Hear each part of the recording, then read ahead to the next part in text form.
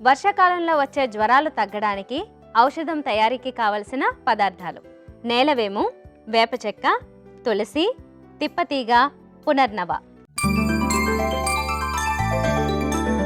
Doctor గారు, మరి తయారీ విధానం ఎలాగంటారు? అలాగేనమ్మా, అదేంటంటే చాలా తేలిక. మనం ఏం చేద్దామంటే ముందు స్టవ్ వెలిగించి బాండీ పెట్టేసుకుని నీళ్లు పెట్టుకున్నాక ఏమేమి మూలికలు ఎందుకు వాడుతున్నావో చెప్పుకుందాం. Okay doctor. ముందు స్టవ్ వెలిగించేయండి.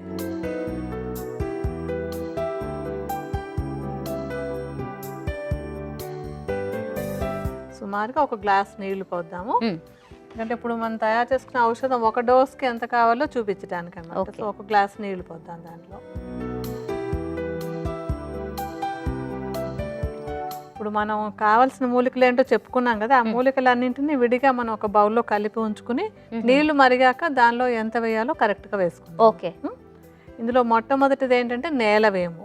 ఈ నేలవేము అనేది చాలా చాలా మంచి మూలిక అనమాట. అది జ్వరాలు తగ్గడానికి, ముఖ్యంగా ఈ వర్షాకాలంలో వచ్చేటువంటి జ్వరాలు, విషమ జ్వరాలు, ఎలాంటి జ్వరాలైనా సరే జ్వరాన్ని తగ్గించడానికి నేలవేము అనేది చాలా చక్కగా ఉపయోగపడుతుంది. సో నేలవేము మనకి తేలికగా కూడా దొరుకుతుంది. ఇంటి చుట్టూ దొరికే, అంటే చిన్న చిన్న ఊళ్ళలో అక్కడైతే ఇళ్ళ చుట్టూ కూడా దొరుకుతాయి, లేదంటే బజార్లో కూడా దొరుకుతుంది. ఈ నేలవేముని చూర్ణంలాగా చేసేసి ఈ చూర్ణాన్ని సుమారుగా ఒక 50 గ్రాముల పరిమాణంలో విడిగా ఒక బౌల్లో వేసుకుందాం. సో మేము మీకు చూపించడానికి సుమారుగా నేలవేము చూర్ణాన్ని విడిగా పెడతాము. కొంచెం అందులో వేసి పెట్టుకుందామా. ఓకే.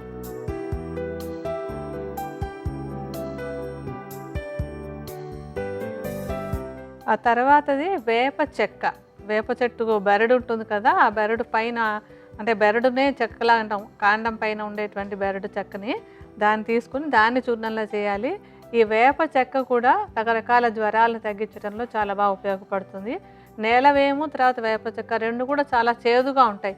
చేదు అన్నీ కూడా జ్వరాలు, ఇన్ఫెక్షన్లు తగ్గడానికి బాగా ఉపయోగపడతాయి అన్నమాట. వేప చెక్క చూర్ణాన్ని కూడా ఇందాకట్లానే నేలవేము చూర్ణంలానే 50 గ్రాముల పరిమాణంలో తీసుకోవాలి.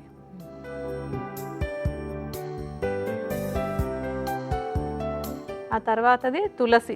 తులసి కూడా ఈ జ్వరాలు అవి తగ్గడానికి, వైరల్ ఇన్ఫెక్షన్లు తగ్గడానికి చాలా చక్కగా ఉపయోగపడేటువంటిది.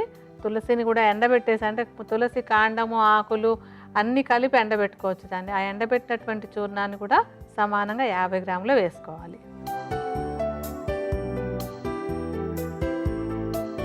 ఇంకా తర్వాత తిప్పతీగ. తిప్పతీగ పేరు కూడా ఇప్పుడు అందరూ చాలా ఎక్కువగా వింటూ ఉన్నారు, రోగనిరోధక శక్తి పెంచుతుందని చెప్పని. ఇది ఇన్ఫెక్షన్లు కానీ జ్వరాలు కానీ తగ్గడానికి, రోగనిరోధక శక్తి పెరగడానికి కూడా బాగా ఉపయోగపడుతుంది. తిప్పతీగ మొత్తాన్ని, ఆకులు, దాని కాండము అన్నీ కూడా వాడేసుకోవచ్చు అనమాట. అది ఎండబెట్టి చేసినటువంటి చూర్ణాన్ని కూడా ఒక 50 గ్రాములు తీసుకుందాం. ఇంకా మనం చెప్పుకున్నటువంటి మూలికల్లో ఆఖరిది పునర్నవ. ఈ పునర్నవాన్ని గలజేరు అని కూడా అంటూ ఉంటారు. ఇది కూడా మూలిక మొత్తాన్ని వాడుకోవచ్చు. మన ఆకులు, దాని కాండం, తీగ అంతా కూడా వాడేసుకోవచ్చు. దీనికి కూడా ఏంటంటే ఇన్ఫెక్షన్లు అవి వచ్చినప్పుడు ఆ ఇన్ఫెక్షన్లకు సంబంధించినటువంటి మలిన పదార్థాలని బయటకు పంపించేసే గుణం ఉంటుంది. పునర్నవాన్ని ఎండబెట్టినటువంటి చూర్ణాన్ని కూడా 50 గ్రాములు తీసుకుని మిగతా చూర్ణాలతో కలుపుకుందాం.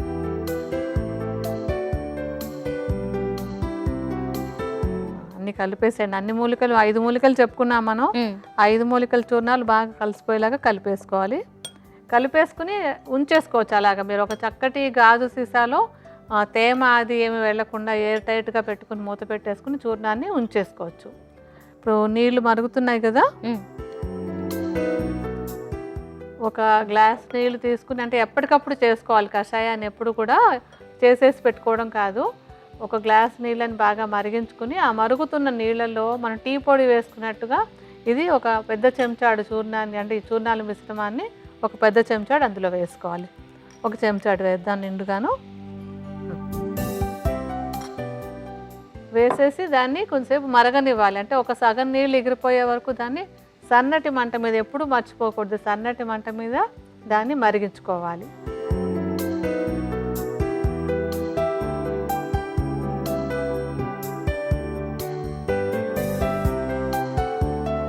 ఇప్పుడు సగం నీళ్ళు ఎగిరిపోయాయి కదా, ఇప్పుడు మనం స్టవ్ ఆపేసి దీన్ని వడపోసుకుందాం. ఓకే.